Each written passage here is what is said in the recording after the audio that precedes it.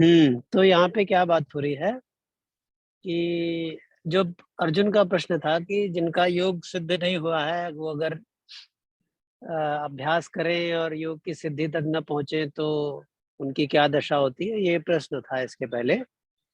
तो भगवान ने बताया कि जो सकाम भाव से योग के मार्ग में चल रहे थे उनको तो पुण्य लोकों की प्राप्ति होती है और उसके बाद फिर शुचि नाम श्रीमताम गेहे श्रेष्ठ सुसंस्कृत परिवारों में उनका जन्म होता है?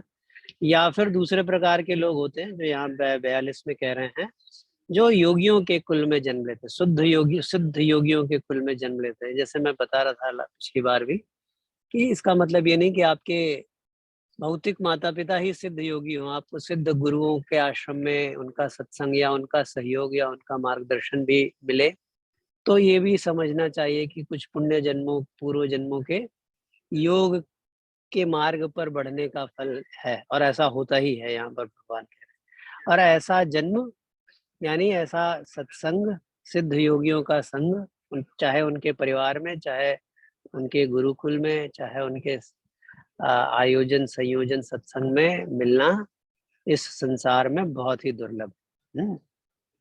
बात हो गई थी। 43 करते हैं, कौन करेंगे? कोई लोग अनम्यूट करें। हाँ जी। तत्र तं बुद्धि संयोगम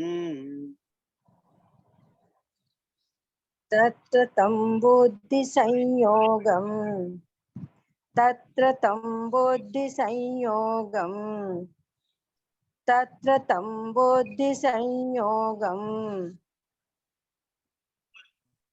लभते पौर्वदेहिकम् लभते पौर्वदेहिकम् लभते पौर्वदेहिकम् लभते पौर्वदेहिकम्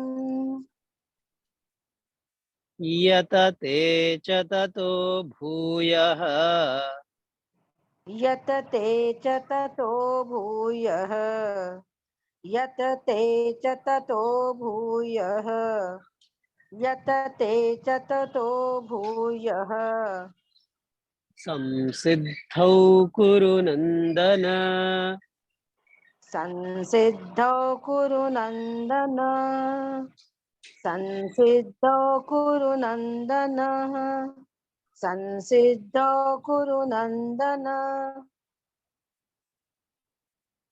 यत्तत्र तं बुद्धि संयोगं लभते पौर्वदेहिकम् तत्र तं बुद्धिसंयोगं लभते पौर्वदेहिकम् तत्र तं बुद्धिसंयोगं लभते पौर्वदेहिकम् तत्र तं बुद्धिसंयोगं लभते पौर्वदेहिकम् यतते च ततो भूयः संसिद्धौ कुरु नन्दन यतते च ततो भूयः संसिद्धौ कुरु नन्दन यतते च ततो भूयः संसिद्धौ कुरु नन्दन यतते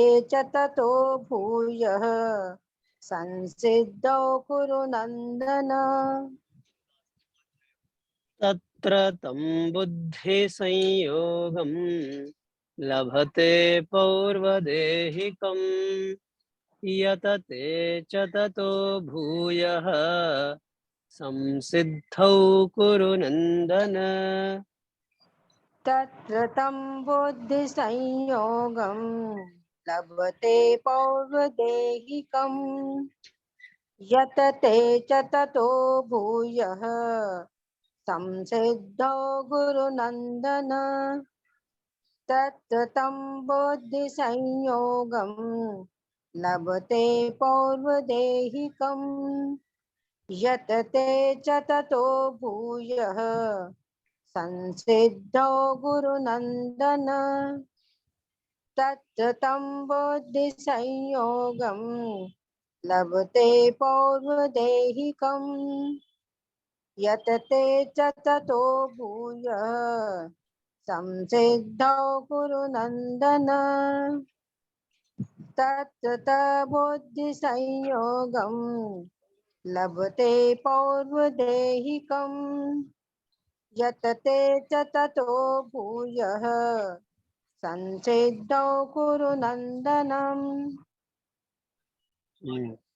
सच में आप लोगों को लगता है ये श्लोक नहीं किया था? मुझे अभी अपने ऊपर या फिर आप सबके ऊपर संदेह हो रहा है। मुझे अब सब याद आ रहा है मैंने क्या हो गया अर्थ था बताया भैया। था इसका। हाँ ठीक है, अच्छी बात है। आप लोगों को ऐसा लग रहा नहीं हुआ था तो मुझे बहुत अच्छा नहीं लग रहा है, या तो ध्यान नहीं है या कैसे भूल गए। एनीवेज करते हैं दोबारा से भी सही। तो जब ऐसे सिद्ध योगियों के कुल में जन्म मिलता है तो उसके साथ इतना ही नहीं होता, वहां पर उस जन्म में उनको जो उनके पहले की साधना है उसकी स्मृति भी रह जाती है ना, और वो फिर अनायास ही वापस आती है। और जो काम करने में, जो श्लोक याद करने में पहले कभी आपको 2 दिन लगे रहेंगे, अगली बार अगले जन्म में शुरुआत करेंगे तो वो 2 घंटे में भी हो जाएगा। आपको भी आश्चर्य होगा, औरों को भी आश्चर्य होगा कि अरे इतनी जल्दी कैसे इनको हो सकता है।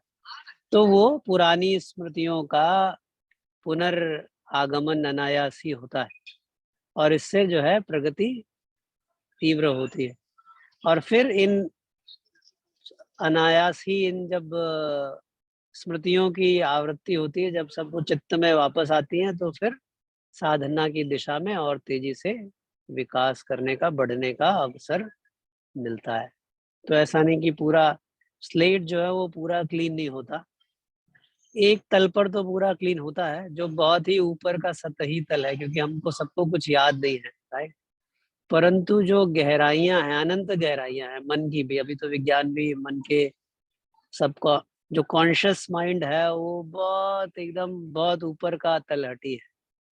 उसके नीचे सब कॉन्शियस माइंड बहुत बड़ा गहरा समुद्र है और उसके भी नीचे अनकॉन्शियस माइंड बहुत गहरा समुद्र है। विज्ञान भी उसमें जो है निरंतर शोध लगा रहा है कि कैसे और आगे जाना जा सके। तो वो सब जो है वो रह जाता है और वो अनायास ही उभर के आता है।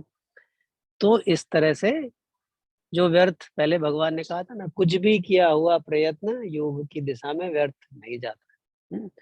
उसकी यहाँ पे सिद्धि बात आगे बता रहे हैं।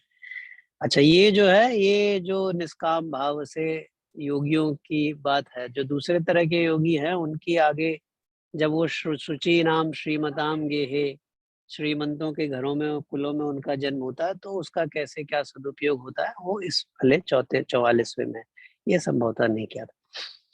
आगे कौन करेगा? अगला कोई एक लोग अपना अनम्यूट कर ले। एक प्रश्न करना चाहता हूँ इस पे। जी ये क्या होता है, मतलब ये एक्सपीरियंस बता रहा हूँ। स्वप्न में हम कई बार ऐसी चीजें देखते हैं जो हमने ना कभी देखी ना सुनी, और वो लोग अगर याद दिखते हैं या ऐसा इंसिडेंट पुराना कोई दिखता है तो इसको क्या मानना चाहिए? बहुत पुराना, जिसकी हाँ, इस जन्म में कभी नहीं हुआ है। जी जी। स्वप्न का विज्ञान या स्वप्न का क्षेत्र भी अपने आप में बहुत विशद व्यापक क्षेत्र है, राइट।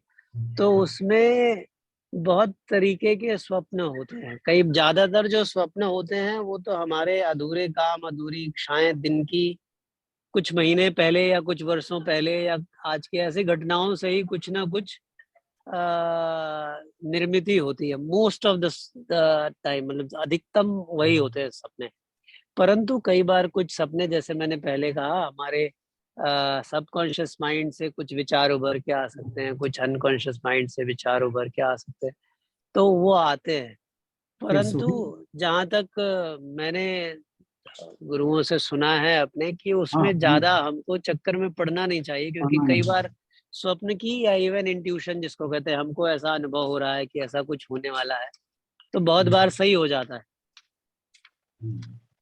लेकिन कभी गलत भी हो सकता है। ऐसे स्वप्न भी जो है, कई बार तो आपने कुछ स्वप्न में देखा और कुछ उसका जो है जागृत जीवन में उसका वैसी ही परिणति भी हो जाए, परंतु 100% सत्य सिद्ध सी नहीं होती है। इसलिए जब अगर साधना के पथ में कर चल रहे साधक बढ़ रहे हैं तो उनको इन सब ये सब सिद्धियां कहते हैं, ये सब कई बार भ्रमाने के लिए भी होती हैं। आपको कुछ इंट्यूशंस होने लगे, सपने ऐसे आने लगे जो आपके लौकिक जगत में आपको लगे कि अरे वाह ये तो मुझे पता चल गया। पर देन तो अगर साधना के पथ में है तो इसको बाई प्रोडक्ट मान के छोड़ते चलना चाहिए, क्योंकि कई बार इससे फिसलने का भी संभावना रहती है। यही मैंने तो सुना है, समझा है। ठीक है, 44 कर। जी जी जी, गुरु जी का ही जो सुना वही बोल रहा हूँ, मेरा तो क्या है, मुझे तो क्या पता। 44 करते, आप ही कर लीजिए पुष्प जी। पूर्वाभ्यासेन तेनैव, अनम्यूट कर लेता हूँ एक। पूर्वाभ्यासेन तेनैव, पूर्वाभ्यासेन तेनैव, पूर्वाभ्यासेन तेनैव, ह्रियते ह्यवशोऽपि सः, ह्यवसोऽपि सः, ह्रियते ह्रियते ह्यवशोऽपि सः। इसमें है, हमारी बुक में ह्यवसो लिखा है इसलिए सॉरी। अच्छा, ये ह्रियते है। ह्रियते, ह्रियते मतलब हाँ, हरण ह्रियते, कर लिया जाता है, खिंच जाता है, हर इसका ये मतलब ह्रियते। ह्रियते हाँ, ना, ह्रियते, ह्रियते, ओके। Yes yes. हरण ह्रियते, शब्द जो है, जो हरण शब्द है उसका रूट है इसमें ह्री, ह्री शब्द। ऐसे जी, कहते हैं नहीं, हरण, सीता हरण या या अपहरण, है ना।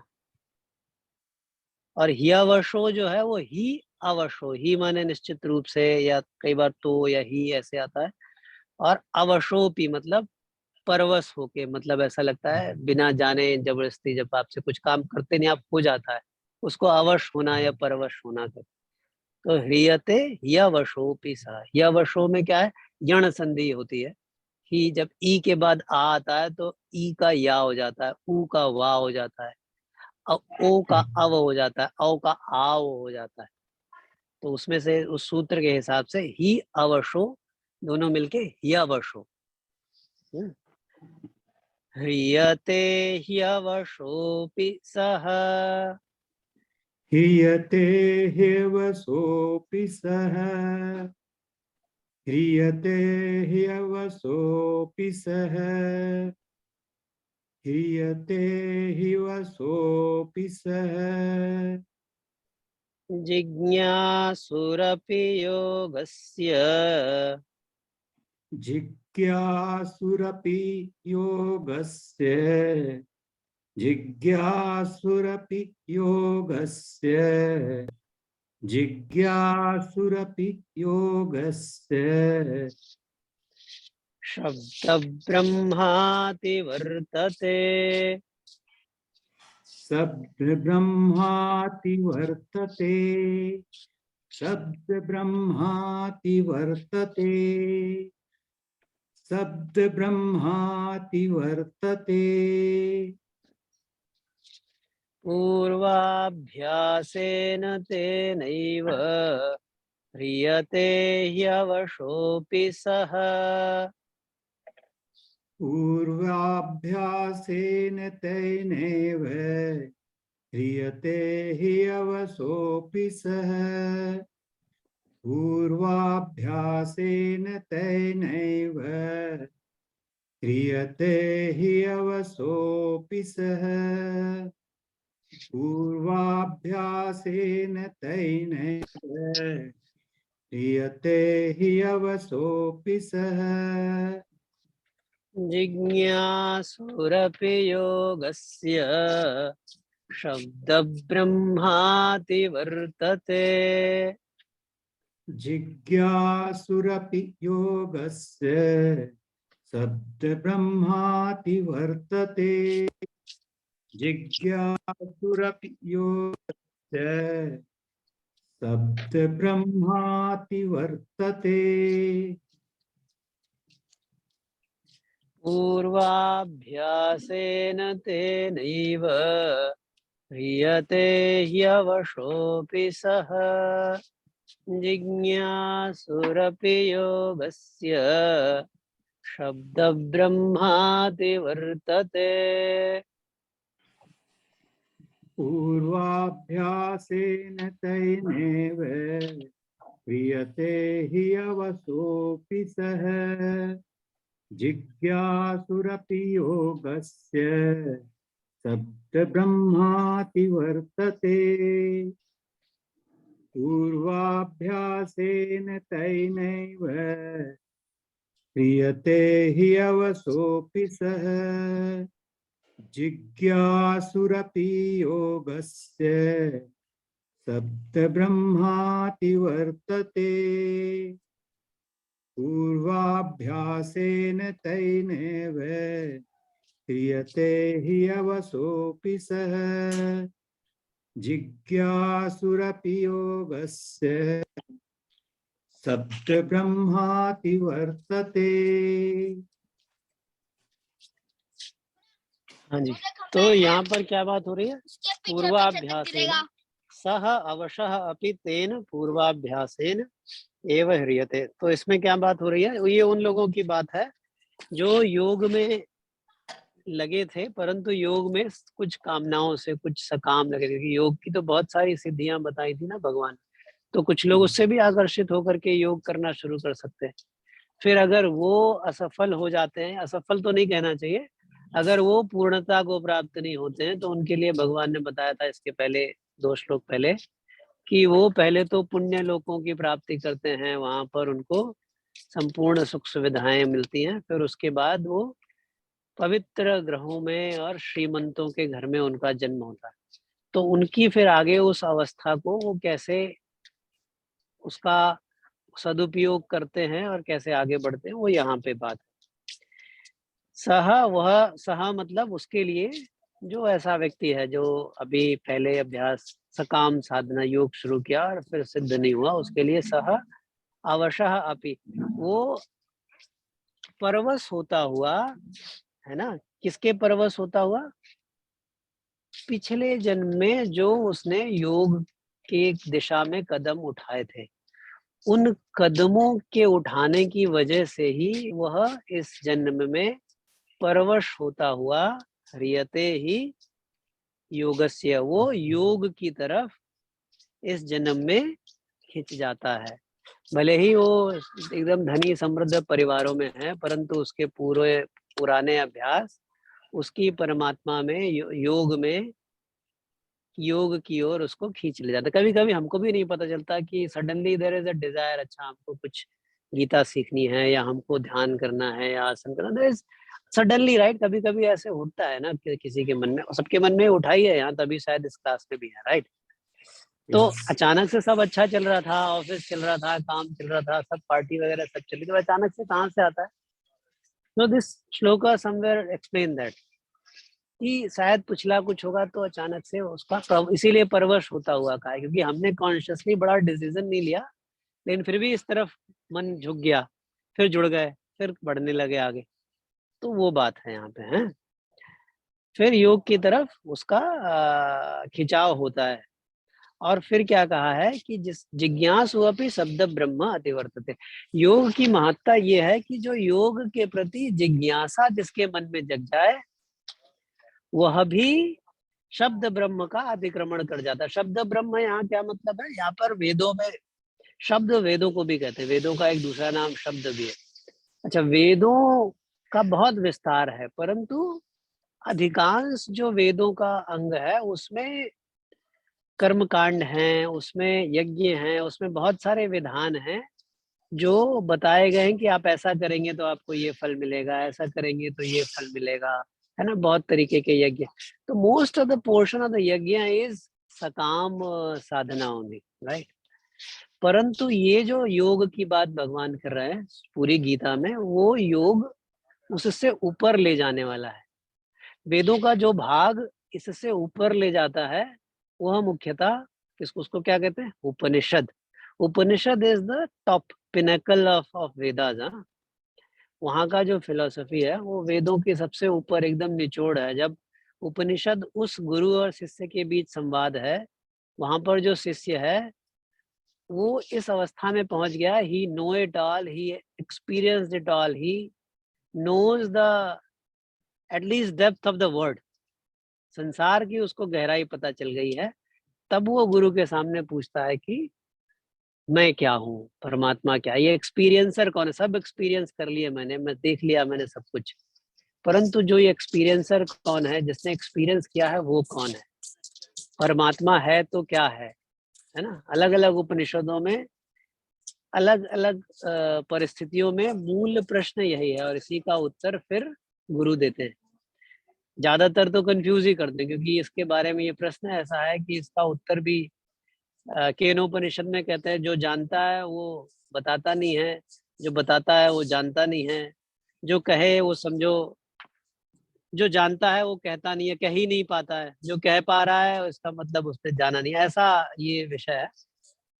तो वो योग है, वही योग है, वही परमात्मा की प्राप्ति, वही आत्मा की प्राप्ति, कि आत्मा परमात्मा तो एक कहते हैं ना, तो एक ही है। तो ऐसे जब योग के प्रति जिज्ञासा जगती है, तो शब्द ब्रह्म का यानी वेद के सकाम कर्मों का अतिक्रमण हो जाता है, फिर निष्काम भक्ति या निष्काम ज्ञान या पूर्णता के प्रति की प्राप्ति होती है। उसके पहले योग की जिज्ञासा होनी चाहिए, और योग की जिज्ञासा ये जो पहले योग के दिशा में कदम बढ़ाए गए उससे आती है। ठीक है। बहुत सुंदर। हाँ, एक श्लोक कर लेते हैं, मे भी अर्थ कल कर लेंगे। कोई एक लोग, एक जने अनम्यूट कर ले,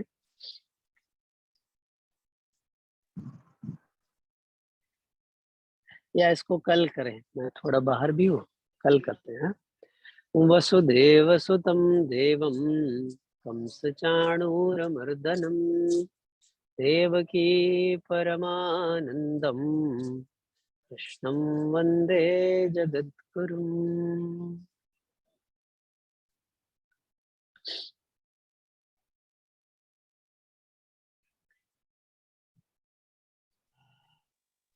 जय गुरुदेव भैया।